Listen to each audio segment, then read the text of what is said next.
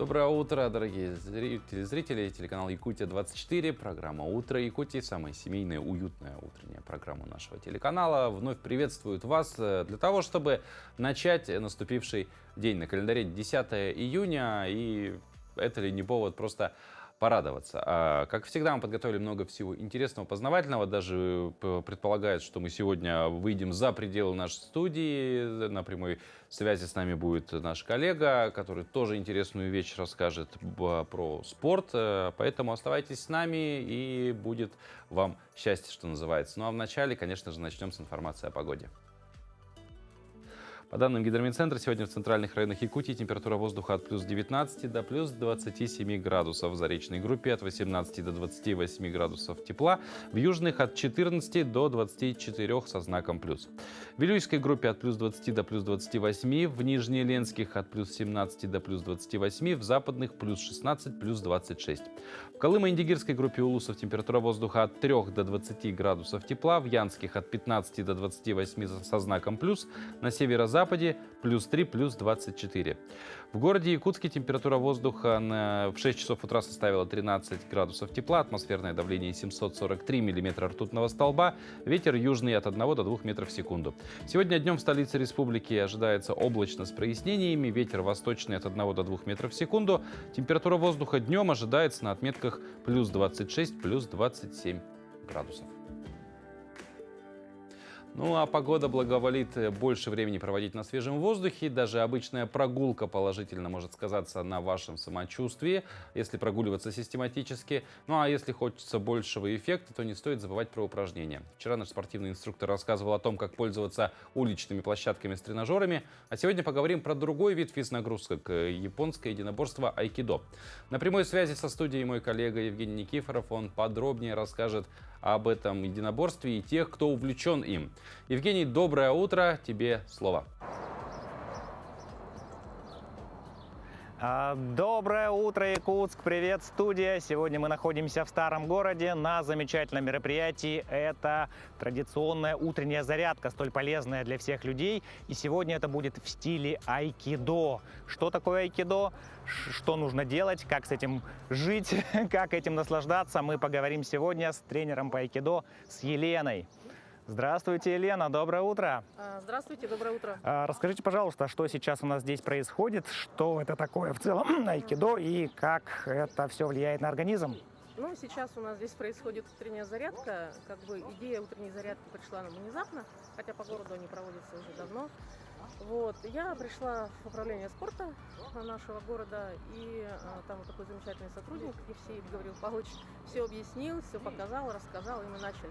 Ну, буквально неделю мы только занимаемся, поэтому народу пока немного, но надеемся, дальше все пойдет. Айкидо, в принципе, достаточно молодой вид искусства боевого. Он был создан в 1920 году, это получается всего лишь 105 лет Марихеему Усиги. Вот. Направлений много в айкидо. Наше это направление ки-айкидо. Мы работаем на расслабление, на сосредоточение, на то, чтобы все делать легко, без напряжения. А вот вы упомянули, что айкидо это боевое искусство. Все-таки это больше боевое искусство или гимнастика, или есть какие-то критерии определенные? Ну, это, наверное, как бы каждый для себя выносит то, что ему интереснее. И я, будучи человеком взрослым, я пришла в айкидо без опыта, без багажа. Тем не менее... Пожалуйста, чуть громче. У нас тут... Хорошо. Тем не так, менее, прекрасно. Тем не менее, как бы, за достаточно такой, средний период, да, добилась каких-то там успехов. Те, кто приходит уже с базой спорта, им легче. У них тело адаптировано к физическим нагрузкам. Им дается гораздо проще что-то и легче. То есть для них это больше вид боевого искусства. Потому что у нас приходят ребята и взрослые люди, в основном уже, которые имеют опыт какой-то, либо в карате, либо в боксе, либо в борьбе. Вот. И, скажем так, завершив спортивную какую-то карьеру там, где тяжело биться, да, уже становится, то здесь что-то проще, но тем не менее тело работает полностью все. Ну, то есть в целом это достаточно демократичный такой... Да, здесь нет возрастных ограничений, то есть дети могут заниматься, где-то занимаются лет с 5, мы пока лет с 8, потому что у нас времени не хватает с малышами заниматься, а Для взрослых ограничений по возрасту нет вообще. То есть и 50, 60, и 20, кто как хочет. Замечательно, супер. А такой вопрос. Для занятия айкидо нужна ли какая-то специальная экипировка? Может быть, что-то вот из одежды, обувь? Ну, как для всех боевых искусств, кимоно достаточно. Достаточно. Кимоно, да. Ну, то есть вот, в Да. принципе, футболки, обычных спортивных штанов достаточно. Ну, на первые там, пару Можно. занятий, да, а так лучше полностью кимоно, чтобы была куртка. Понятно. Кимоно, да. Понятно, хорошо. Тогда, если этого достаточно, может быть, вы покажете пару каких-то, ну, приемов или вот как это называется, чтобы ощутить Вот, на например, себе. вот сейчас, да, вот Так. это движение мы делаем для чего? Так, давайте. Это, во-первых, это разминочное, чтобы суставы размять. Во-вторых, это из такой техники применяется. Называется это у нас второй Ай, контроль. Вам не очень приятно, да? Ну да. Усилий я не задала. Да, в никаких принципе, практически, не да. скажу, что прям Есть супер еще у нас, некомфорт. Так. такое движение и вот такое. Это мы Мгм. разминаем кисть для того, чтобы сделать вот так вот. Мгм. То есть это уже из области боевых каких-то. Ну, да, это элемент. удержание, это танцёр, третий контроль. Супер, То есть, здорово. Есть, конечно, техники бросковые, есть и нет, есть и ударные, соответственно. Мгм. То есть все. То есть каждый для себя найдет все. Если наша разминка похожа, кто-то скажет там на йогу или еще на что-то, то это не так. Движения, они Да, применяются. это однозначно не так, ребят. То есть это с элементами боевых искусств все-таки. Это здорово, не может не радовать. А может быть, каких-то пара интересных фактов про айкидо поделитесь с нашими телезрителями.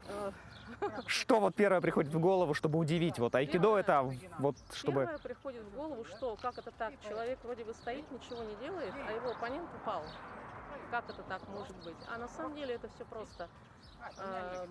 Когда энергия, агрессия какая-то идет на тебя, нужно ее пропустить и направить туда, куда нужно тебе, а не туда, куда хочет человек, который на тебя нападает. И всего лишь. Здесь достаточно все просто. Замечательно. Видите, как все просто, друзья. Буквально немножко овладеть навыками, и будет все прекрасно. И коротенько пожелание нашим телезрителям в это прекрасное утро, что бы вы могли сказать? Ну, вот у нас такой замечательный есть девиз у Национального совета айкидо России, да, мы его структурное подразделение. Айкидо для всех, это действительно так. Поэтому мы всем, конечно, желаем, во-первых, здоровья, занимайтесь спортом, дышите полной грудью, наслаждайтесь жизнью, приходите к нам на утреннюю зарядку каждый день в 6 утра. Ну, если хотите, то, конечно, приходите к нам в секцию айкидо. Мы рады всем. Супер, супер, большое спасибо, друзья, занимайтесь спортом, наслаждайтесь жизнью. Всем всего доброго, до свидания, отличного дня. Ну, спасибо Евгению. Ну, а после упражнений можно, конечно же, что сделать? Подкрепиться. И в жаркую погоду порой мы не хотим есть ничего тяжелого. Более того, хочется чего-то, что может спасти нас от жары. И тут на выручку приходит мороженое. История этого десерта насчитывает более 4000 лет. За 2000 лет до нашей эры в Древнем Китае к столу подавали десерты, отдаленно напоминающие мороженое. Снег и лед, смешанные с кусочками апельсинов, лимонов и зернышками гранатов. Ну а сегодня вариаций этого лакомства огромное множество. С топпингами, глазурью, чистый пломбир. Каждый может найти то, что будет по вкусу. И сегодня во Всемирный день мороженого не грех полакомиться этим десертом. Мы же далее расскажем о других памятных событиях сегодняшнего дня.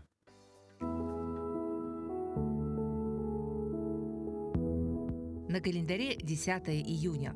Сегодня Всемирный день мороженого. Всемирный день модерна. По народному календарю Никита Гусятник. По поверью, Никита охраняет гусят, а не взрослых птиц, оберегает их от орлов, ястребов и других хищников. Обращали на Никиту внимание и на приметы погоды. Если день выдался тихим, ждали к осени хорошего урожая. Этот день в истории. В 1807 году основан Ижевский оружейный завод, ныне концерн «Калашников». В 1846 году в этот день выдан патент на пневматические шины. В 1921 году, 10 июня, основан Государственный музей-усадьба Льва Толстого «Ясная поляна». В 1931 году между Москвой и Ленинградом начал курсировать первый в стране фирменный поезд «Красная стрела». В 1936 году в этот день в Москве основана киностудия «Союз мультфильм», а в 1943 году запатентована шариковая ручка, которая поступила в массовое производство. В 1944 году в этот день началась наступательная Выборгско-Петрозаводская операция советских войск. В этот день родились Гюстав Курбе, французский пейзажист, жанрист, портретист. Тихон Хренников, советский российский композитор, общественный деятель, народный артист Советского Союза. Борис Брунов, советский российский артист, конферансье, народный артист РСФСР. Людмила Зыкина, советская российская певица, педагог, народная артистка Советского Союза. Илья Глазунов, советский российский художник, педагог, академик Российской академии художеств, народный художник Советского Союза. Валентин Смирницкий, советский российский актер театра и кино, народный артист России. Именины сегодня отмечают Василий, Дмитрий, Елена, Захар, Игнатий, Ираклий, Макар, Никита, Николай, Павел и Петр. В скором времени поговорим еще об активностях летнего периода в года. Ну а прямо сейчас наши коллеги из информационной службы расскажут о последних новостях.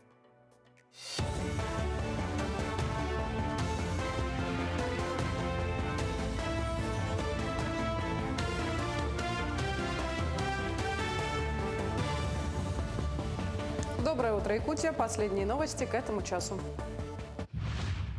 Аренда квартир в мае подорожала в большинстве российских городов в зависимости от числа комнат. В среднем по всем 70 городам объекты однушки выросли в цене до 26 тысяч рублей в месяц. Двушки стали сдаваться дороже на 2%, до 33 тысяч рублей в месяц. Квартиры с 3 комнатами подскочили в цене на 3,5%. Самый большой прирост ставок обнаружился в Астрахани, Севастополе и Твери. Наибольшее падение в Орле, Кургане и Пензе. Ну а на Дальнем Востоке активно растут объемы жилищного строительства. За последние 5 лет показатель вырос почти в 3 раза. Темпы не сбавляют и в нашей республике. За 5 месяцев этого года в Якутии ввели около 320 тысяч квадратных метров жилья. В столице строители возводят первый дом в квартале Спортивном. Сейчас на объекте трудится 48 специалистов. Они установили 229 свай. Первые жители смогут заехать в дом уже в будущем году. Сам спортивный микрорайон, он развивается. Да, мы видим, что у нас дома были здесь деревянные, двухэтажные. Сейчас данный объект будет 11-этажный. У нас 3 подъезда. Сейчас мы видим сваи установлены на 3-м подъезде, 2-м подъезде. Да? Дальше у нас там будет 1-й подъезд. Вот. Микрорайон развивается. Здесь у нас будет школы, садик, теплые остановки. То есть инфраструктура будет развиваться.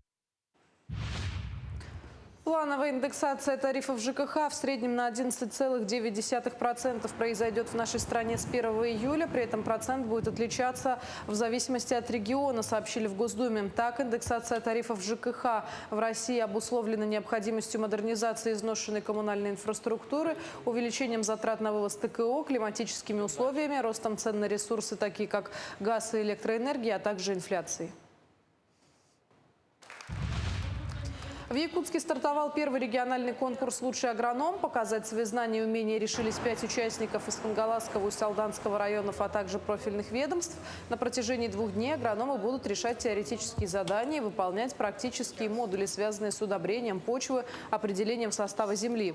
По итогам регионального этапа победитель получит право представлять Якутию на всероссийском конкурсе «Лучший агроном» в Мордовии в начале июля этого года.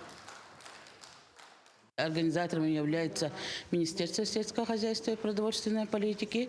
Кроме этого, у нас активными организаторами на сегодня выступает Якутский научно-исследовательский институт сельского хозяйства в лице директора Чарусова Михаила Михайловича. Кроме этого, у нас активное участие принимает служба земледелия Республики Саха-Якутия и Актемский филиал Арктического государственного агротехнологического университета. Эстетический лагерь Соскылана работает в Верхневилюйске уже почти 10 лет. В основном это танцевальная подготовка к открытию Лусного СЭХа.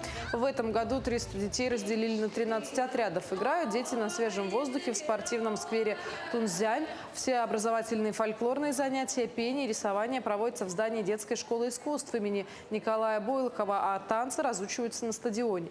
У кого-то это первая в жизни смена, а некоторые дети ходят уже в лагерь 5-й год подряд. Дети приходят в 9 часов утра, и день начинается зарядки. Зарядки проводят наши воспитатели.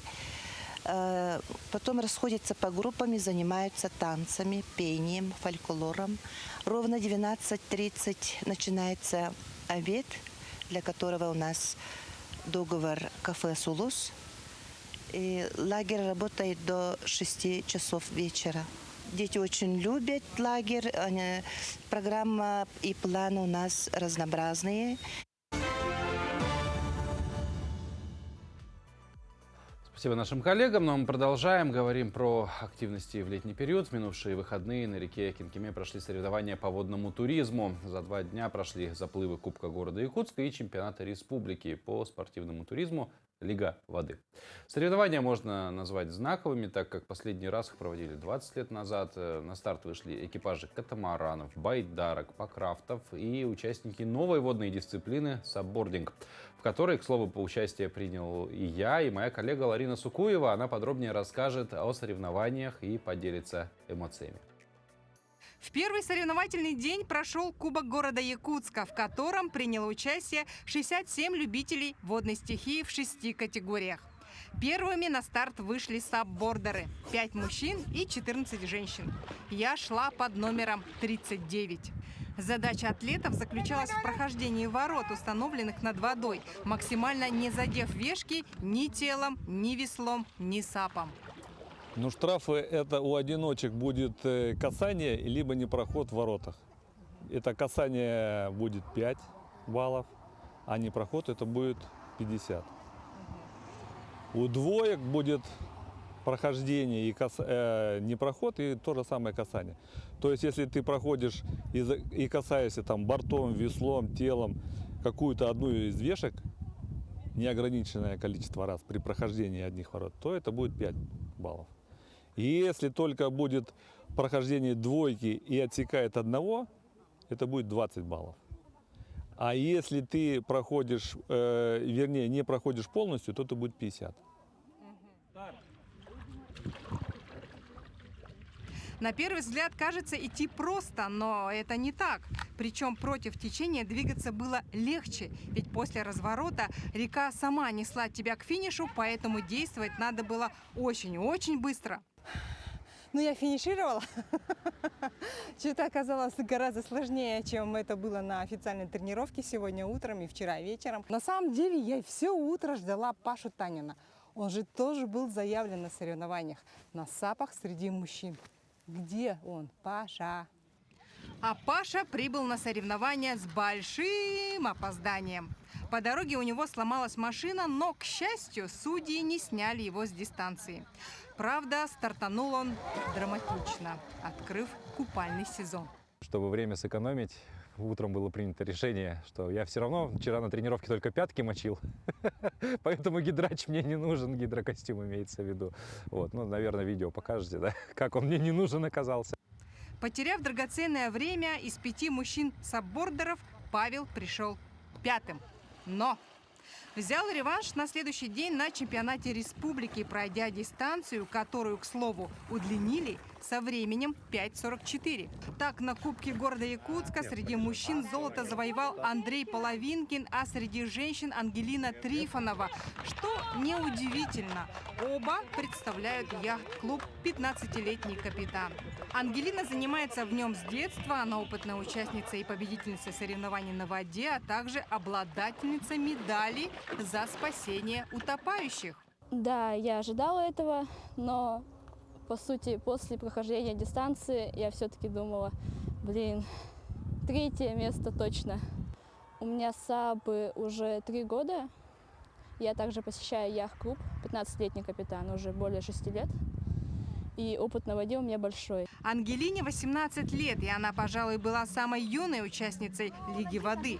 А вот самым старшим спортсменом по праву можно назвать Артура Корякина. Ему 78 лет, и 20 из них он увлечен водным туризмом. А на этих двухдневных соревнованиях принял участие в 2 категориях – байдарка-одиночка и байдарка-двойка. В обеих в призовых местах. Очень интересная дистанция. И, оказывается, течение довольно-таки сильное. В ворота попасть сложно вообще, да. Не все наверняка попали. Даже некоторые упали в воду. Но я прошел, мне кажется, я не задел даже ничего. Хорошо. Соревнования стали отличным открытием сезона как для опытных спортсменов, так и начинающих водников. А что касается меня, то на Кубке города Якутска я не заняла призовое место, что было ожидаемо, но и не оказалась последней. Мое время 6:30. Буду готовиться к следующим водным состязаниям, которые, кстати, пройдут 21 июня. Ночная ленская гонка, 15 километров, те же категории. Регистрация еще открыта. И вы можете стать частью большого спортивного праздника. Вот такой вот заряд бодрости, энтузиазма и радости. Однако саббординг не признан спортивной категорией, поэтому призеры соревнований не получили какие-либо разряды. Но получили кучу впечатлений и эмоций, это главное. Между тем, чемпионами в этой категории в чемпионате республики стали среди женщин Маргарита Борисова, а среди мужчин, видимо, все-таки отыграв свое, как ни странно, чемпионом стал я.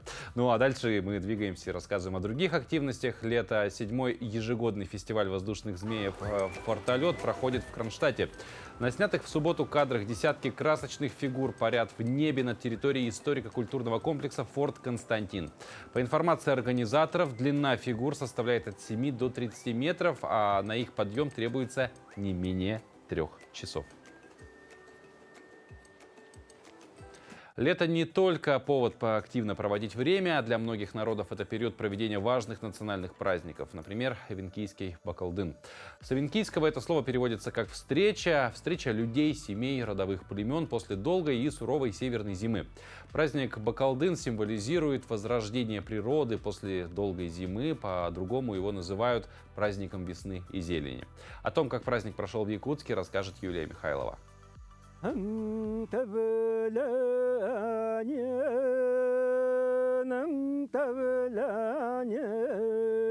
Это песня волшебного оленя-богатыря Верхнего мира Хуркакчона из эвенкийского героического эпоса «Иркис-Мандя Богатырь». Этим напевом сотни веков. В древности эвенки проживали на обширных территориях современных Кореи и Китая. Это в начале завоеваний Чингисхана. Чингисхан первым завоевал именно вот Северный Китай. И оттуда эвенки, джурдейны разбрелись по разным весям. Здесь они самые вот наши предки обосновались. Это примерно 700-800 лет тому назад. Организовала праздник в этом году Ассоциация эвенков Усть-Майского района. Театрализованное представление отразило несгибаемый дух народа.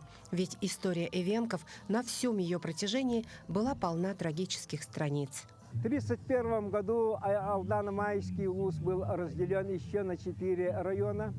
И вот сейчас мы только возрождаем нашу культуру. Есть 3 национальные наслега. Это Кюбский эвенкийский национальный наслег, Эжанский национальный наслег и Петропавловский национальный наслег. Традиционно на праздник надеваются красивые наряды, готовятся деликатесы, в том числе из рыбы. Среди девушек выбирается лучшая хозяйка чума. Парни состязаются в силе и ловкости. Еще один обязательный конкурс среди запевал-хороводов.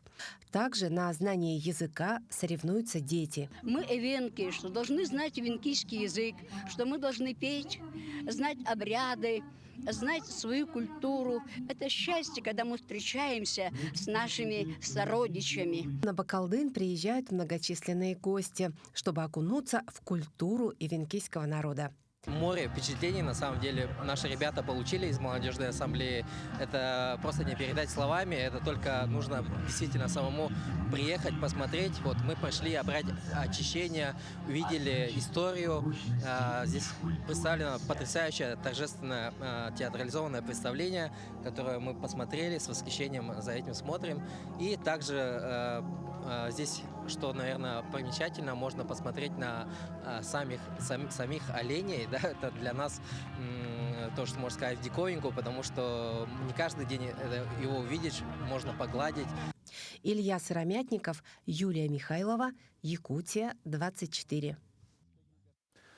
А подобные выходы на природу – это отличный повод провести время с семьей, что в конечном итоге еще больше сблизит вас. Но это не единственный способ добиться гармонии в семье. В суете будничных дней, когда усталость и быт одолевают, важно находить время на то, чтобы поддерживать гармонию между домочадцами. Особенно важна гармония между мужчиной и женщиной, ведь именно от них зависит будущее, к которому семья движется. Как найти время для выстраивания и обсуждения стратегии дальнейшего развития семьи, расскажем в рубрике «Дела семейные». Доброе утро! В рубрике «Дела семейные» сегодня хочу поговорить с вами о 15 минут тишины. Не каждый может понимать понятие выгорания, эмоциональное выгорание. И как же с этим все-таки справиться, как отследить, что оно с вами происходит? Допустим, если вы мамочка, и вам сложно делать бытовые какие-то свои задачи, например, мыть посуду, убираться дома, готовить вкусную еду, вы от всего устали и ничего делать не хочется, у вас опускаются руки. Что же делают эти 15 минут? Как же они нам помогут? 15 минут с супругом планирование вашей стратегии жизни помогут вам выбрать вектор вашего будущего. Но можно также использовать эти 15 минут для того, чтобы побыть наедине друг от друга, заниматься делами, которые интересны только вам или вашему супругу. Как же на детях этот метод работает? 15 минут тишины. Что они делают? Что детки маленькие могут делать? Детей можно усадить за рисование, дать им возможность просто погрузиться в этот свой творческий процесс, а потом спросить его, что он нарисовал, о чем он думал, что он чувствовал и хотел ли он, чтобы с ним рисовали родители. Так вы будете сохранять вот это пространство, которое будет являться индивидуальным для каждого, но и даст возможность рассказать о своих чувствах, когда они находились наедине с собой. И это поможет не чувствовать это одиночество. Казалось бы, всего 15 минут. А как интересно можно его провести? Можно быть наедине с собой, с чашкой чая, с размышлениями о своем каком-то будущем, настоящем, или же планированием со своей семьей. Может быть, заниматься творчеством или все-таки уйти в какие-то спортивные свои увлечения. Но эти 15 минут действительно помогут вам перезагрузиться и восстановить вашу энергию для того, чтобы ваша обстановка дома была благоприятной и очень уютной. Одним аспектом развития семьи является, конечно же, и развитие детей. Каждый ребенок словно чудо в миниатюре. Чудо, которое легко не заметить в суете дней. И неважно, поет он, танцует или прекрасно рисует картины, главное помочь ему раскрыться. Юный Данил с детства любил петь и, несмотря на свой возраст, уже обладатель 2 высоких наград и может похвастаться дуэтом со звездой якутской эстрады. Как же ему это удалось, расскажет Вероника Тамтосова. Мир стремительно развивается и требует от каждого из нас раскрыть свои таланты и способности. С детства юных дарований отдают в различные кружки и секции. Как сделать правильный выбор и чем помочь ребенку, мы решили узнать у юного вокалиста, обладателя 2 премий, Данила и, конечно, его мамы. Екатерина, первый вопрос. С какого возраста Данил поет?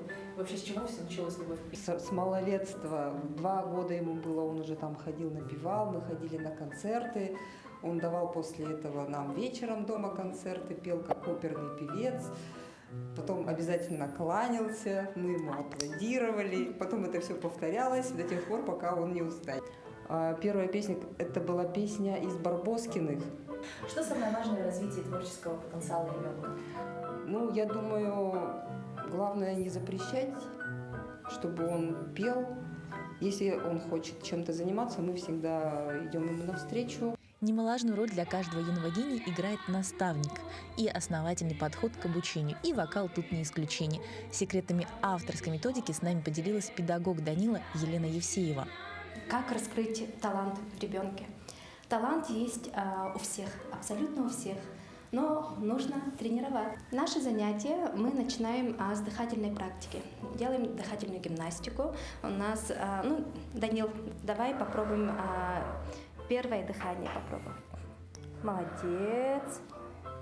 Ага, мы дышим не спеша. Обязательно у нас должно быть брюшное дыхание. Ага. Должны работать мышцы живота. Угу. Отлично. Теперь второе дыхание. Ага. Ага. Работаем резко, прерывисто. Отлично. И третье дыхание. Ага, вот, немножечко запутались, да. Когда мы делаем вдох, у нас живот надувается, да, как будто бы надувается. Смотри. Вдох и 3 выдоха. Ага. Вот, умничка. И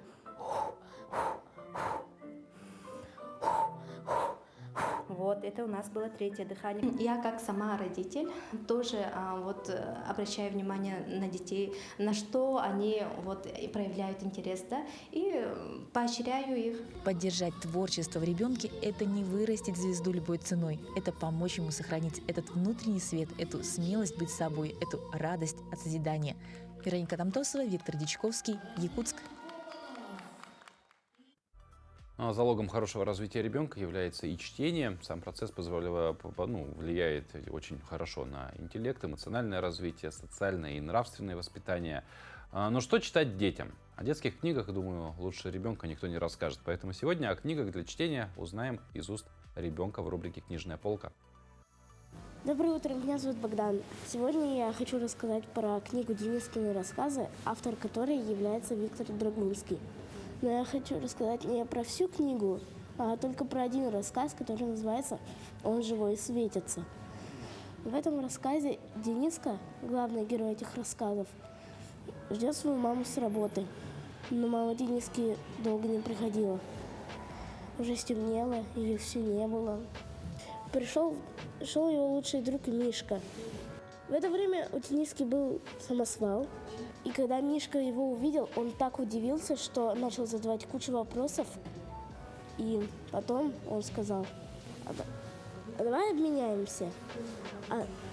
А главный герой этих рассказов Дениска говорит: а на что? Мишка говорит: я тебе дам плавательный круг. Дениска говорит: он у меня уже имеется. Мишка говорит: а давай обменяемся на вот эту коробочку. Он сказал прямо вот так вот. И Дениска сказал: а что в этой коробочке? Там был светлячок зеленый, светящийся, классный. И потом Дениска так на него засмотрелся, что забыл про все на свете, даже со свою маму, которой до сих пор не было. Но потом, слава богу, она пришла. А если вы хотите узнать, что было дальше, вам придется самим прочитать эту книгу. Вы можете найти ее в интернете или найти в библиотеке. А я пожелаю вам приятного чтения. Ну а мы вновь возвращаемся к теме наступившего лета и далее поделимся полезными советами, как подбирать свой образ для офиса в это время года, чтобы подчеркнуть не только ваш стиль, но и соблюсти правила этикета.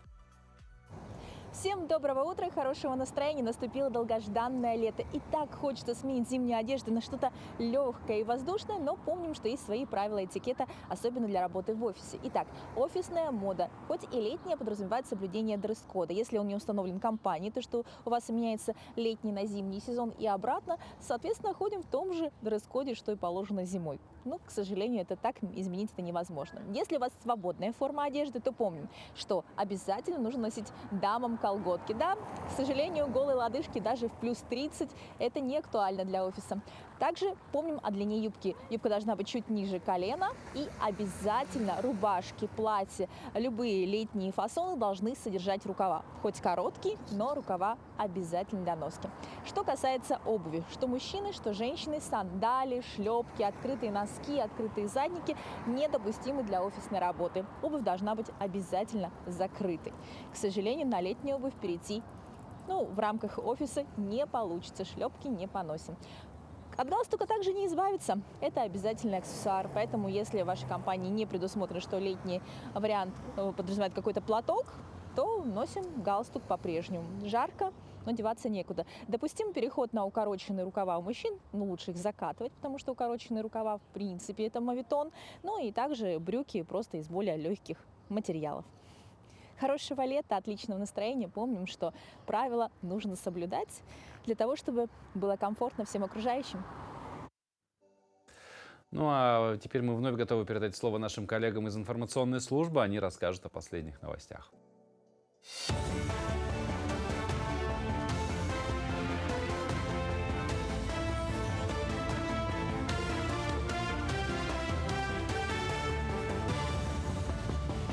Мы продолжаем освещать самые заметные события. Доброе утро. В России готовят законопроект, который предполагает значительное увеличение штрафов для водителей автомобилей и мотоциклов за превышение уровня шума на улицах. В настоящее время максимальный штраф за нарушение шума составляет всего 500 рублей, что не является достаточной мерой воздействия на нарушителей. Законопроект был внесен Московской городской думой, уже прошел первое чтение в 2023 году. Важно отметить, что регионы смогут самостоятельно устанавливать размер штрафа в рамках предложенного диапазона. В Татинском улусе прошла церемония награждения дипломантов Олимпиад федерального уровня. По сравнению с прошлым годом количество дипломантов Татинского улуса увеличилось в 2 раза. Северо-Восточный федеральный университет проводит более 10 олимпиад по 80 профилям. Это мощные образовательные проекты, которые дают возможность детям поступить без экзаменов в вузы России и получить дополнительные баллы. Дипломанты, которые стали победителями и призерами, это те дети, которые много лет работали на конечный результат. Именно у них большие преимущества при поступлении. Вот, например, он стал дипломантом с ВОЖ по русскому языку. И если он за ЕГЭ получил 75 баллов, то он может воспользоваться правом поступления без вступительных испытаний во многие вузы России. Например, в СВФУ дипломанты по филологии могут поступить на все направления подготовки, кроме Института математики и информатики и одной программы ФИ. Но туда они поступают как стобальники. То есть, например, ребенок хочет поступить в мединститут, и он дипломант по русскому языку. То есть ему достаточно только ЕГЭ по русскому языку и диплома, вот ЕГЭ 75 баллов и диплома по русскому языку. Ему не нужна ни ЕГЭ ни по биологии, ни по химии. Многодетная мама из Самарсумского наслега Амгинского улуса открыла мастерскую шитья и рукоделия благодаря соцконтракту. Превратить любимое хобби в источник дохода всегда было ее мечтой. Узнав о возможности государственной помощи, Нургуяна Окорокова обратилась за консультацией и составила бизнес-план. А уже в марте этого года она заключила социальный контракт. Зарегистрировалась как самозанятая, приобрела 5 швейных машин, верлок, парогенератор, манекены, купила мебель и на днях открыла свою мастерскую «Супер Нургуяна». Мастерская расположилась в бывшем гараже, который муж и отец переоборудовали своими руками. Сегодня в село Михайловка Амгинского улуса получатель социального контракта Нургуяна Михайловна Окорокова, многодетная мама, открыла свою мастерскую по пошиву одежды и проведению творческих мастер-классов. В этом году в марте месяце Нургуяна Михайловна успешно прошла тестирование и защитила бизнес-план перед улусной комиссией. Благодаря социальному контракту она осуществила свою мечту. Желаем Нургуяне Михайловне творческого успеха, процветания и увеличения семейного дохода. На прилавках рынка столицы уже совсем скоро появятся свежие огурцы из хозяйства «Долина». Елену Минякову по праву называют королевой огурцов, ведь именно ее хозяйство собирает самый большой урожай из всех пригородных хозяйств. И общая площадь закрытого грунта составляет 2500 гектаров, это почти 25 теплиц, почти 3000 квадратных метров засажены огурцами, еще 15 теплиц с помидорами.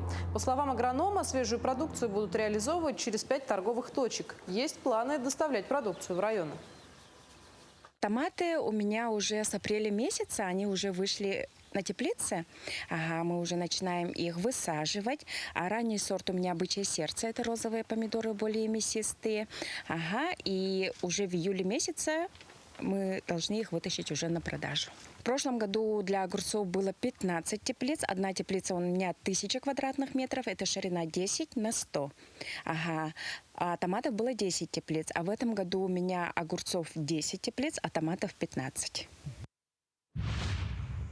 В Фильм «Легенды вечных снегов» удостоился награды на кинофестивале в Торонто. Работу режиссера Алексея Романова отметили в номинации «Лучший фильм на языке коренных народов мира».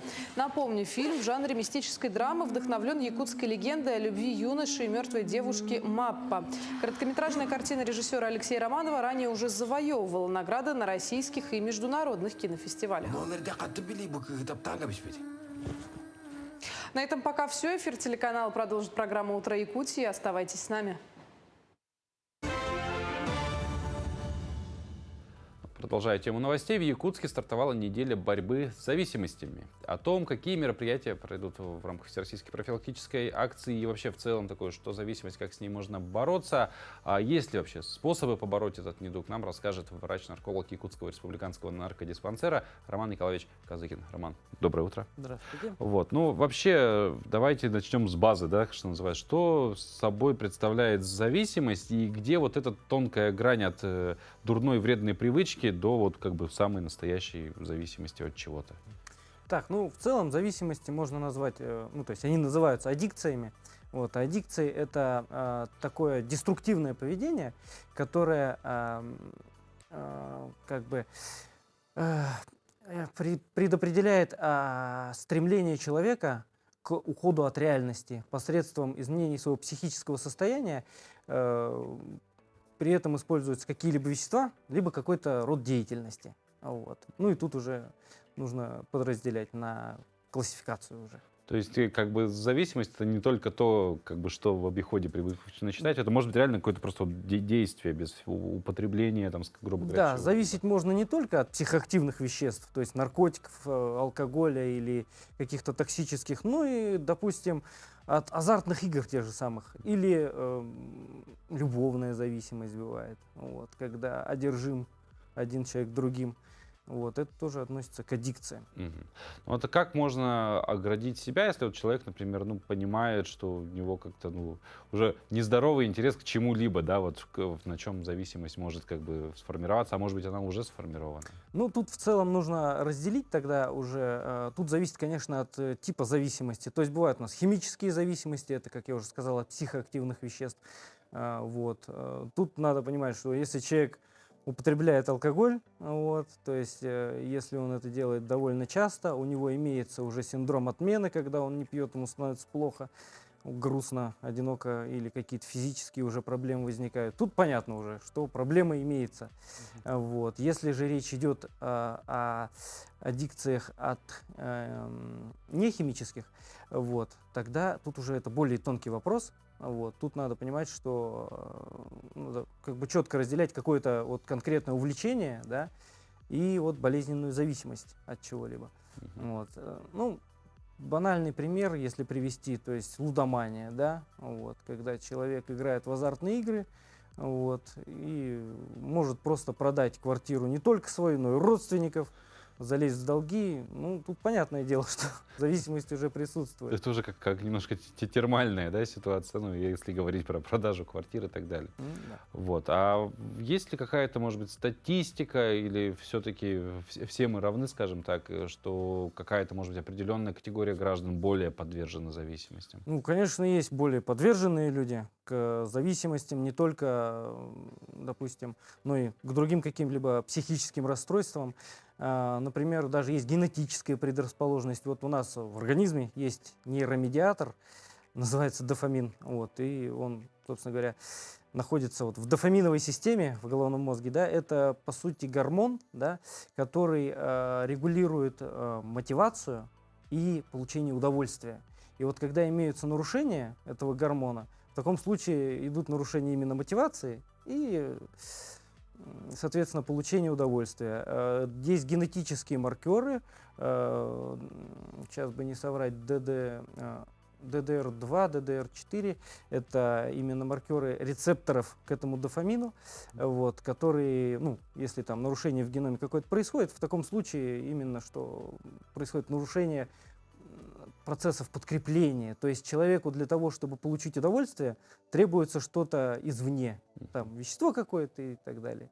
Если, опять же, с психологической точки зрения говорить, то зависимостям больше поддержаны люди с личностными чертами нарциссическими, личности с зависимыми чертами, ну, то есть, вот, и эмоционально неустойчивые личности. Вот в самом начале мы поговорили, да, что такое зависимость, ну, как-то более научными словами, но давайте простым языком, да, как распознать зависимость, то есть, да, вот конкретно на примерах, да, вот, если человек там делает так-то, так-то там, то вот, ну, значит, у него зависимость, пора задуматься. Так, ну, самое главное — это отсутствие критики к своему состоянию человека. То есть, если у нас гражданин отрицает проблему саму как таковую, то это уже как бы о чем-то и говорит. Опять же, социальные какие-то проблемы. Вот если, допустим, у нас человек конкретно пропускает работу из-за какой-то компьютерной игры, вот, просто сидит и там идет на больничный или вовсе увольняется, то явно проблема присутствует. У студентов часто такое случается, когда молодой человек играет в какую-нибудь онлайн-игру, вот. И не учится. Не будем называть, какие они игры играют. Огромное множество. Да. Ну, мне кажется, основных две. Вот. В одну из двух этих игр они играют, вот, и не ходят на пары, соответственно, пропускают занятия, затем они просто не входят в сессию и идут в армию. Ну, то есть тоже как бы неплохо, но, в общем, с образованием там... Ага. Ну, как пример, то есть человек какие-то вот, ну, более значимые вещи отодвигает на задний план ради того, чтобы получить там удовольствие от... Да, по сути дела так. Опять же, еще к предрасполагающим факторам есть такая теория некоторых исследователей о том, что отсутствие в детстве какой-то привязанности значительной, какого-то авторитета как раз тоже может влиять на возникновение различных зависимостей в общем, в целом. Вот. То есть, когда у человека нет, ну, достаточной привязанности к родителям, например, да, когда вот он, ну, не знает, на что опереться. Вот. Понятно. Ну вот поняли мы, какие могут быть, да, там, звоночки, что зависимость есть. Другой вопрос, если человек осознанный, он там понял, вот опять же сказали, что если он отрицает уже, как бы, а он признает, да, вот у меня есть проблема. Куда ему обращаться, то есть в зависимости от типа зависимости, имеет ли, ну, есть ли разница, куда обратиться, чтобы получить помощь? Разница, конечно, есть. Если говорить о химических зависимостях, тот же самый алкоголь. Ну, тут понятно, куда идти надо. Это к вам. Да, это к нам, да, собираем вещички, тапочки и приходим с удовольствием. Документы не забываем. Вот. И чаще всего, конечно, к наркологам приходят в остром состоянии, вот, когда абстинентный синдром возникает, когда их привозят на скорой, когда у них уже белая горячка, галлюцинации, и, в общем, когда совсем все плохо. Но бывает и когда люди хотят искренне избавиться от своей зависимости и приходят в отделение наркологической помощи, именно не неотложной наркологической помощи, а просто наркологическое отделение, и когда они просто лечатся вот именно от зависимости, вот, а не от последствий своей зависимости. Вот. Ну, либо суд их может направить тоже. А это редко бывает или достаточно частая ситуация? Когда люди сами вот прям приходят, не в критическом состоянии их привозят, да, вот пришел и говорит, я вот хочу побороть. Ну, тут по большей части от человека, конечно, зависит, но бывает такое, когда вот человек пережил такое значительное критическое состояние. И призадумался. Да, и призадумался, и такой говорит, а поднимите-ка меня на 3-й этаж, пожалуйста, я, наверное... хочу подлечиться еще. Ну, то есть критическое состояние кончилось, вот он хочет поработать психологом, хочет, так сказать, вот уже... Чтобы такого состояния больше не повторилось. Да, заняться собой уже. Ага. А если вот в случае с невещественными зависимостями? Очень хорошая практика — это различные общества анонимных кого-то.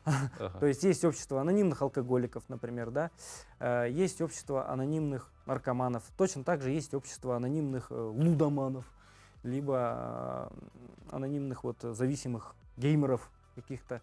Вот эти группы, они очень хорошо, ну, прям эффективны они. Ну, то есть, как бы человек, наверное, понимает, что он там не один, у него с такой проблемой, их несколько, и они друг друга поддерживают, видимо, вот опять же, да, возвращаясь к поддержке со стороны кого-либо, то есть вот они создают свое сообщество, и основное требование, то есть даже не основное, единственное требование — это желание избавиться от той или иной зависимости. И они едины в этом. Да. И никаких взносов, никаких денежных каких-то выплат они не делают. Просто вот держатся, так сказать, вместе и помогают друг другу.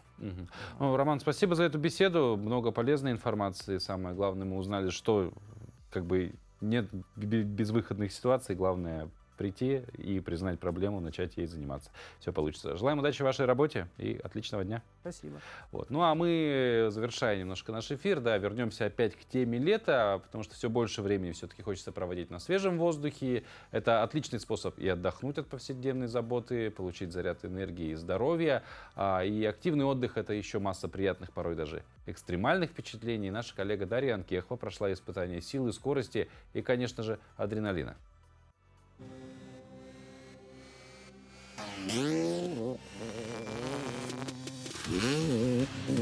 Трамплины, опасные подъемы, крутые спуски и насыпи. Мотокросс – это яркий и эффектный спорт, в который можно прийти в любом возрасте. С самого детства многих ребят привлекает скорость, экстрим и преодоление препятствий.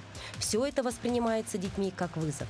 Сегодня в Якутске все больше и больше юных ребят хотят заниматься таким недетским видом спорта. И у них есть такая возможность. Это кроссовый трек. Вот. Его построил в свое время мой тренер, Туркинский Александр Иванович. Это, можно сказать, его детище. Он здесь занимается. Также раньше занимался с детишками, строит здесь трамплины, ухаживает за трассой. Ну, в общем, мои мама и папа, они познакомились на мотоциклах в юности. Папа занимался мотокроссом тоже. Ну и, конечно же, меня посадили. Вот. Я в мотоциклы пришел в 10 лет, а в мотокросс в 14. Ну вот. С папой катались, да, по лесам вместе, а потом приехали сюда, посмотрели соревнования, мне захотелось. Я теперь хочу передавать этот опыт детям, потому что с детьми интересно заниматься. Вот. Ну и, конечно же, приглашаю к себе подростков, особенно которые в городе хулиганят. Которым заняться нечем, да? Да, лучше. У нас есть много треков, не только, конечно, спецфабрика. У нас есть много треков и различные соревнования мы проводим. Лучше энергию там свою выплескивать, чем в городе на заднем колесе, тем более ночью, когда люди спят. Я думаю, если ребенок умеет ездить на велосипеде, даже можно садиться на мотоцикл в 6 лет. В 6 лет уже можно 6 привезти малышку и посадить ее вот сюда? В Приморье ребята садятся на мотоцикл в 3-4 года и уже выступают в соревнованиях. Мотоспорт – это невероятно захватывающий вид спорта, который привлекает огромное количество любителей экстремальных ощущений. Однако такая активность требует не только практических навыков и технической подготовки, но и безопасность. Актуальность экипировки в мотоспорте нельзя недооценивать. Без нее риски получить серьезные травмы и повреждения значительно увеличиваются. Вообще, конечно, я не советую экономить на экипировке людям. Даже если вы просто катаетесь, все равно базовую экипировку покупайте, потому что это ваша защита в первую очередь. Вот. Если гоняете по лесу, обязательно, чтобы были очки. Хоть в них и ужасно жарко, но вы останетесь с целыми глазами. Ну, это просто такая форма кроссового шлема. Конечно, она в соревнованиях, вот, на стартах, мотокроссе, от других мотоциклов летят камни, песок, можно наклонить и закрыться. Также солнечные лучи. Вот. Ну и просто это такая форма. Я одеваю защиту шеи, это тоже очень полезная вещь. Вот это? Да. И при падении шлем упирается в эту защиту, а защита упирается в плечи. Соответственно, шею не свернешь. Это щиток. Ну, такие щитки используются в мотокроссе, конечно, больше, потому что руки они не защищают. Вот. Но от деревьев, от веток и при легких падениях оно спасает. Ну, есть, конечно, штаны, да. Это обязательно нужно. Вот. Но они тоже различные, там всякие разных цветов есть. Вот. И обувь, да? Да, мотоботы обязательно нужны, если вы постоянно ездите, и тем более если ездите в лесу или там, гоняете по треку, мотоботы обязательно должны быть. Мотокросс – это не только захватывающий вид спорта, но и отличный способ развития тела и мозга. Участие в мотокроссе требует от спортсмена высокой концентрации внимания, быстрых реакций и хорошей физической подготовки. В результате постоянных тренировок и участия в соревнованиях спортсмен становится более выносливым, сильным и гибким. Это также способствует развитию мышления, так как во время гонки спортсмен должен постоянно анализировать ситуацию, предвидеть действия соперников и принимать мгновенные решения. Поднималась я, поднималась. Ну, вроде бы красивый пейзаж и все дела. Но самое страшное вот там. Вот этот крутой спуск. И отсюда сейчас будет спускаться Александр. Ну, а нам остается только лишь посмотреть, попереживать. Потому что даже пешком я этого бы сделать не смогла. Вот.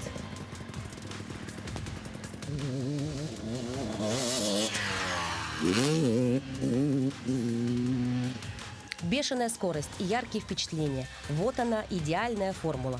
Мотокросс выбирают настоящие искатели приключений. В погоне за ветром эти гонщики находят свое призвание. Что ж, вот такая энергия тоже присутствует в таком увлечении, поэтому если вы ищете, чем бы заняться себя и что-то такое адреналиновое, тоже как вариант можете заняться таким видом спорта. Ну а на этом наш эфир немножко подходит к концу. На сегодня у нас все. Надеюсь, зарядили вас всем, чем можно было зарядить на сегодняшний день. Желаем, конечно же, достижения всех целей, которые на сегодня поставили. Напомним, что рабочая неделя короткая, поэтому успевать нужно побольше. Вот. Ну и для пущей уверенности, что день пройдет хорошо, давайте еще немножко о погоде поговорим. Напомним, что сегодня за окном нас ожидает в столице республики. В 6 часов температура воздуха у нас была плюс 13 градусов, атмосферное давление 743 миллиметра ртутного столба, ветер южный от 1 до 2 метров в секунду. Днем сегодня ожидается облачно с прояснениями, ветер будет дуть восточный от 1 до 2 метров в секунду, а температура воздуха днем в столице республики прогреется до отметки плюс 26, плюс 27 градусов. Поэтому, говоря про дневную температуру, лето вообще в самом разгаре. Оно уже печет, жарит и греет нас очень сильно. Мы же желаем вам, опять же, хорошего дня. Завтра вновь увидимся в этой студии, будем встречать завтрашний день. Ну а на сегодня все, до встречи.